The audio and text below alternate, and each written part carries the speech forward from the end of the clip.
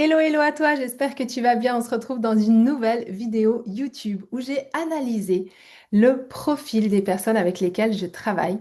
Et je suis aujourd'hui là pour t'aider à justement y voir un petit peu plus clair quand, oui, tu as plein de compétences, il y a plein de choses que tu sais faire, mais tu vois que tu n'arrives pas à franchir ce fameux palier de verre.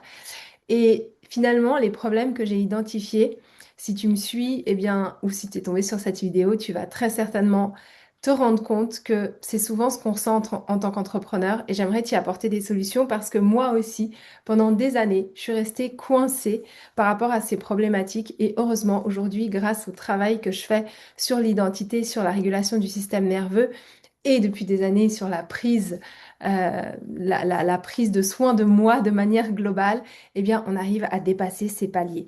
Donc, pour ceux qui ne me connaissent pas, je suis Waïda Mohamed Clément. Je suis experte en régulation du système nerveux et en identité, donc reprogrammation de l'identité. Je suis également nutritionniste, coach sportive et je m'intéresse depuis de nombreuses années à tout ce qui a trait au bien-être physique et mental au niveau de l'humain. J'ai enseigné durant 13 années au département de l'instruction publique à Genève. Donc à la base, j'ai un master en sciences de l'éducation et en faculté de psychologie à l'Université de Genève. Et puis ces années passées auprès de jeunes enfants et évidemment aussi auprès de leurs parents. Et étant maman de quatre enfants, je sais de quoi je parle. Eh bien, je me suis rendu compte que finalement, l'humain est assez complexe, mais en même temps, est finalement euh, très semblable sur plusieurs points.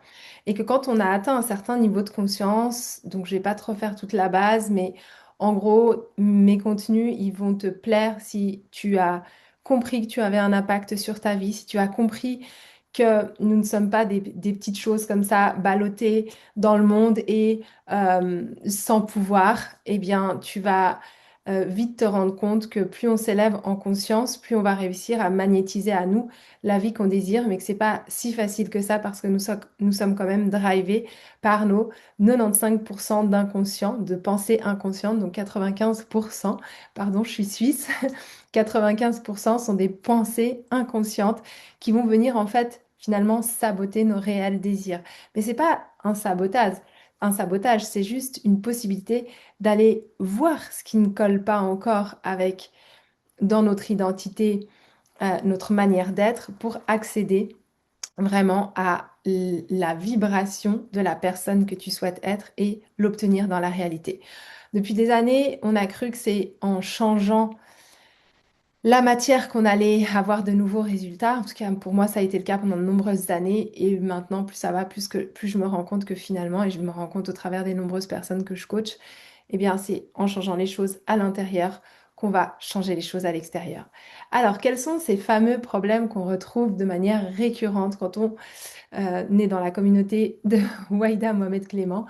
Eh bien, je retrouve vraiment avant qu'elle rentre dans mon accompagnement, le même type de femme. En un, ce sont des femmes qui comprennent beaucoup, mais qui ne matérialisent pas. C'est-à-dire qu'elles ont fait énormément de travail sur elles au niveau du développement personnel. Elles ont peut-être fait des thérapies, elles se sont inspirées et elles ont appris un maximum de choses sur la spiritualité et les lois de l'univers. Elle sait. C'est pas un problème de savoir. Elle sait beaucoup de choses, mais par contre, la réalité ne suit pas. Et qu'est-ce qui s'ensuit? C'est une frustration, un doute silencieux qui s'installe parce que on a cette impression qu'on n'est pas là où on devrait être, alors qu'il y a pourtant tellement de savoir qu'on a acquis. Et ce savoir, il vient du fait que finalement, et j'ai mis du temps à le comprendre, plus on sait, plus on s'appuie sur le fait que savoir nécessite d'être d'une certaine façon, plus on va se dissocier de ce qu'on souhaite réellement être. Pourquoi? Parce que ça a trait à l'identité. C'est-à-dire que l'identité de la femme qui a déjà n'est pas la même que l'apprenante, que la sachante, que celle qui est toujours en train de rechercher une nouvelle manière d'expliquer les choses, de comprendre les choses, et qui finalement a accepté que si elle est là pour apprendre plus, pour comprendre plus, eh bien, c'est qu'elle n'est pas encore entière dans son savoir. Et ça, c'est quelque chose qu'on va aller travailler de manière très précise dans la haute école du bien-être, parce que oui, savoir ne suffit pas, et tu verras pourquoi. Savoir, c'est pas être. Et nous, ce qu'on va faire, c'est se focuser sur l'être et sur l'identité de la femme qui n'a plus besoin de savoir, qui n'a plus besoin de comprendre d'une manière différente, parce qu'en fait, elle sait déjà, elle est déjà. Et c'est, comme je vous le dis souvent, l'identité qui va devenir le raccourci à nos plus grands buts. Ensuite, en deux, c'est une femme qui euh, a l'identité de la femme en chemin. Et ça rejoint un petit peu ce point 1. C'est-à-dire qu'elle est toujours en travail sur soi, elle est toujours en transformation, elle est jamais vraiment installée dans la paix, dans l'abondance ou dans l'amour parce que elle est en chemin. Et c'est quand j'aurai plus d'argent pour prendre cet accompagnement, c'est quand j'aurai les enfants qui seront plus grands et que je pourrai me consacrer plus à mon business, c'est quand j'aurai fait cette formation parce que là, je me sens pas encore légitime. Et tant que tu habites cette identité de la femme en chemin, eh bien forcément, tu n'es pas la femme qui a atteint son but. Donc ça aussi, ça a trait à l'identité, ça aussi, ça se travaille, ça s'acquiert et ça se valide en posture. Et on va le voir aussi dans la haute école du bien-être. Ensuite, en 3, eh bien, c'est une femme qui a un système nerveux qui est constamment activé. Constamment activé parce qu'elle a compris que c'était la sécurité. Et ça, je pourrais t'en parler pendant des heures parce que Dieu sait si j'ai fonctionné pendant longtemps sur ce mode-là. Pour moi, l'intensité, c'était la vie. Donc quelqu'un qui n'était plus passionné, quelqu'un qui n'était plus au taquet, quelqu'un qui n'avait plus d'idées, 100 000 idées à la seconde, pour moi, c'était la mort. C'était vraiment l'opposé de la vie. Et j'avais besoin d'être dans cette intensité tout le temps, au niveau de ma vie personnelle, au niveau de ma vie professionnelle, au niveau de ma vie amicale. Si je n'avais pas mes pics d'adrénaline, je me sentais vide. Et pour moi, ce qui était la croissance, eh bien, ça ressemblait au chaos. Pourquoi? Parce qu'il y avait de l'intensité là-dedans. Et que finalement, c'était normal d'être en chemin, c'était normal d'être fatigué parce que je faisais beaucoup d'efforts pour arriver à un endroit où, soi-disant, le chaos allait se résoudre. Et le calme m'inquiétait, alors qu'en réalité, aujourd'hui, j'ai compris que c'est le résultat d'un système nerveux dérégulé, celui du combat, et celui de la femme qui a toujours besoin de prouver, qui a toujours besoin de faire plus, qui a toujours besoin de se battre parce qu'elle a l'impression qu'elle va mourir si elle n'a plus ces sensations en fait d'intensité. Et ça, comment est-ce que ça se régule? Comment est-ce que ça se travaille? Eh bien, c'est au travers de la régulation de notre système nerveux. C'est d'aller comprendre pourquoi est-ce que tu as développé ce mode de fonctionnement et comment est-ce qu'on va y parer avec justement la tranquillité qui va venir nous habiter comme quelque chose de normal, comme quelque chose de croissant, comme quelque chose de, de, de, de, de, de vivant. Et c'est une partie que j'adore enseigner dans ma haute école du bien-être.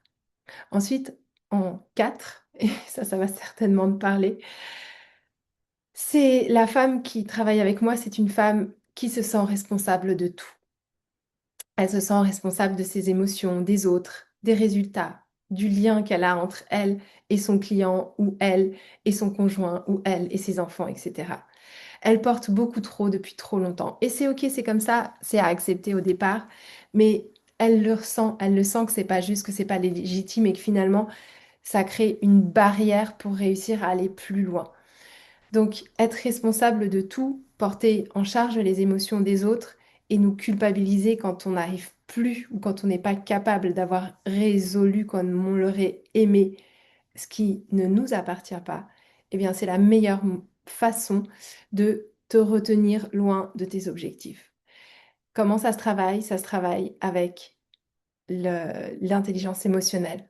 C'est d'aller comprendre son leadership. Le leadership, c'est quoi? Le leadership, c'est la capacité à prendre en charge ses propres émotions et à ne pas demander aux autres de rester dans notre contrôle, c'est-à-dire d'accepter que l'autre aussi prenne en charge ses émotions, même si c'est inconfortable. Chacun est responsable de ses émotions.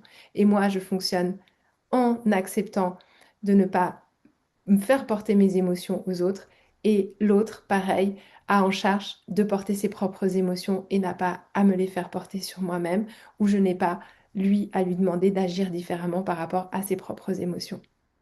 Donc ça, on va le travailler au travers de ma haute école du bien-être, notamment via le leadership. Et ce sera un leadership complètement différent de celui que tu as pu déjà voir. Ensuite, en 5, la femme qui travaille beaucoup avec moi, c'est la femme qui attire des relations où elle se contient, où elle a l'impression qu'elle est toujours trop, ou alors qu'elle n'est pas forcément là où elle devrait être parce que elle a besoin de donner, donner, donner tout le temps. Et du coup, elle va attirer des personnes qui sont évitantes, elle va attirer des personnes qui sont distantes, elle va attirer des personnes qui sont floues avec elle et qui la mettent sans arrêt dans une sécurité, mais qui est quand même frustrante parce que elle voit bien qu'à force de tout contenir, elle n'est pas elle-même. Et l'idée, c'est aussi d'aller travailler sur cette conscience émotionnelle, sur cette intelligence émotionnelle et partir du postulat que l'amour profond est encore peu perçu comme safe parce que chez elle, ça relèverait d'avoir quelqu'un qui pourrait la trahir, d'avoir quelqu'un qui pourrait la blesser, d'avoir quelqu'un qui pourrait ne pas assurer. Et à la place de tout ça, elle préfère attirer dans sa vie des personnes qu'elle va, elle, gérer ou des personnes qui ne vont pas s'investir pleinement. Et ça commence à se travailler encore une fois avec le leadership, la manière dont moi j'aborde le leadership et l'intelligence émotionnelle et de comprendre que finalement, tout ce qu'on a manifesté comme relation, eh bien, ça nous montre où est-ce qu'on en est dans notre vie et ce qu'on est capable encore de lâcher ou pas et qui nous retient finalement en dessous de notre fameux plafond de verre. En 6e, la femme qui travaille avec moi, elle veut plus, mais son corps la freine. C'est-à-dire qu'elle a un mental qui est aligné, elle a une vision qui est claire, mais elle voit bien qu'elle procrastine. Elle voit bien que malgré elle, elle s'auto-sabote, c'est-à-dire qu'il y a une grande somme d'argent qui va rentrer et paf, derrière, il y a la voiture qui va avoir un problème, il y a un impôt qui n'avait pas été prévu, il y a une dépense qui va naître pour les enfants et elle est tout le temps en fait en train de manifester des choses et d'être bloquée. Elle a aussi une fatigue qui est un peu inexpliquée par rapport à son haut degré d'énergie. Son corps ne suit plus parce que son corps, il va apprendre à dire non avant l'action. Il sait qu'elle est dans l'épuisement.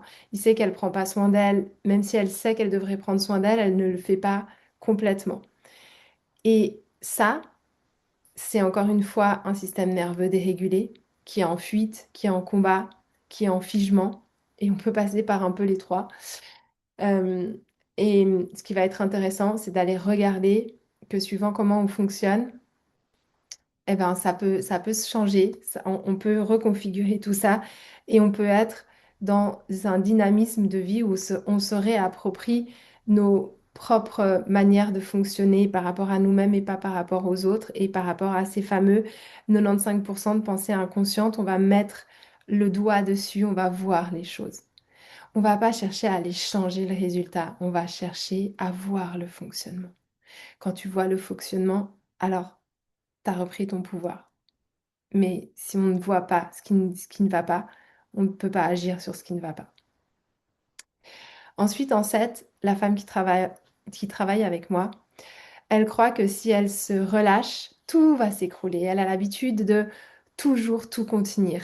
Du coup, le repos, c'est égal à du danger. Le recevoir, c'est perturbant parce que pour elle, elle a l'impression de devoir quelque chose à quelqu'un. Et puis, le lâcher prise, eh bien, c'est une perte de contrôle. Donc là aussi, on va aller travailler sur nos émotions. On va aller travailler sur notre leadership. On va aller travailler sur l'intention, qui je suis quand je fais des choses et qu'est-ce qui encore me fait croire que je suis dissociée de l'abondance parce que j'ai de la culpabilité, parce que j'ai de la frustration, parce que j'ai de la peur à recevoir. La femme qui travaille avec moi, c'est aussi une femme qui confond valeur et utilité.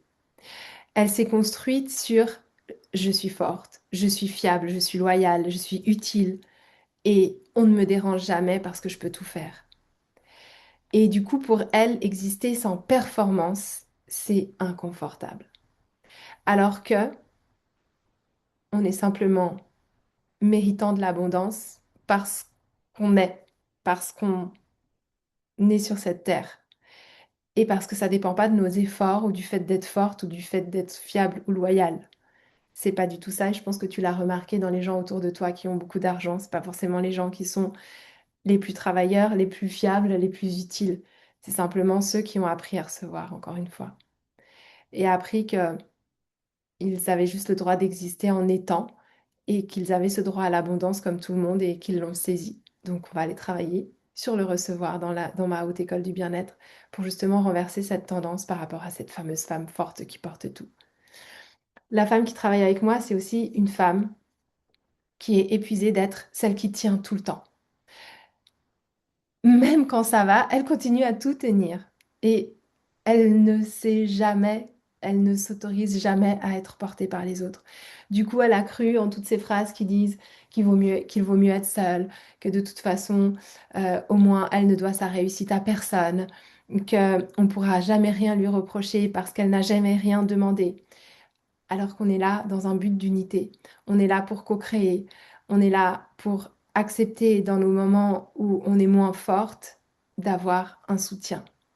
Et du coup, encore une fois, c'est le résultat d'un système nerveux dérégulé. Ne pas laisser rentrer d'autres, ne pas laisser rentrer l'aide, ne pas accepter de ne pas tenir, eh bien, ça ferme la porte à l'abondance. En 10, la femme qui travaille avec moi, c'est une femme qui attend le bon moment depuis longtemps. Et en réalité, elle attend que son corps se sente en sécurité.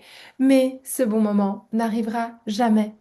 Et du coup, elle va appeler ça le timing, c'est pas le bon timing, ou l'intuition, non mais là j'ai senti que, ou alors la prudence parce qu'elle est maman, parce qu'elle est la femme de, parce qu'elle peut pas se permettre ça. C'est du bullshit. Bullshit, bullshit, bullshit. Le bon moment n'arrive jamais. C'est à partir du moment où tu prends la décision que stop, ça doit maintenant s'arrêter, que le bon moment est là. En 11, la femme qui travaille souvent avec moi, elle a peur de réussir plus que d'échouer. Pourquoi? Parce que pour elle, la réussite, ça implique plus de visibilité, plus de responsabilité, plus de clients, plus de problèmes de facturation, de paperasserie peut-être. Ça, Ça implique aussi plus de réception, et on l'a vu, la réception, c'est quelque chose qui peut bloquer parfois chez la femme puissante, et plus de vérité par rapport à elle, à ses choix. Et ça, son système nerveux ne l'a jamais appris. Donc du coup, elle va plutôt préférer l'échec que de devoir, entre guillemets, supporter la réussite et affronter pleinement cette dernière. En 12, la femme qui travaille souvent avec moi, c'est la femme qui répète toujours les mêmes cycles. Elle va faire une grande montée, elle va avoir un grand changement dans un domaine de vie et la chute. Il va y avoir une grande ouverture en amour, en business et bam, elle va se fermer inconsciemment, elle va s'auto-saboter. Il va y avoir un grand élan d'aller quelque part, et puis non, finalement, c'est pas le bon moment, et puis j'ai pas l'argent, et puis là, c'est pas possible parce que justement, il y a un autre projet de vie qui est en parallèle, etc. Et elle se rend pas compte qu'elle répète les mêmes cycles, les mêmes cycles, les mêmes cycles. Pourquoi? Parce que son corps revient toujours à un point d'équilibre qui est connu. Et dès qu'elle quitte ce connu, eh bien, elle s'auto-sabote ou elle se raconte des histoires pour retourner dans une phase de connu.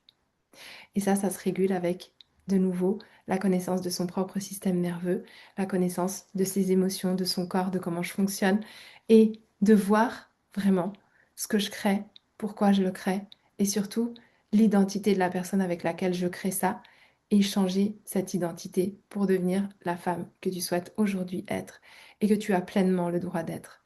Donc si tout ça, ça t'a parlé, je t'invite à me contacter. Je te donnerai plus d'infos sur ma haute école du bien-être où on va aller travailler sur 3 piliers. En un, le corps, par la nourriture, par le sport, par les habitudes de vie, pour vraiment avoir un corps ancré, régulé au niveau de l'énergie, au niveau de la puissance. En deux, on va aller travailler sur le cœur. Le cœur, c'est tout ce qui est identitaire, c'est tout ce qui va être le raccourci à aller là où tu souhaites vraiment et pas là où il y a de la sécurité et pas là où ça va faire plaisir aux autres. Et on va travailler sur la tête. La tête, c'est la régulation du système nerveux. Différencier ce que ma tête me dit, mon mental me dit par rapport à ce que mon cœur me dit. J'ai hâte de t'accueillir dans mon école. Je te laisse me contacter si tu en sens l'appel. Prends bien soin de toi et à très vite.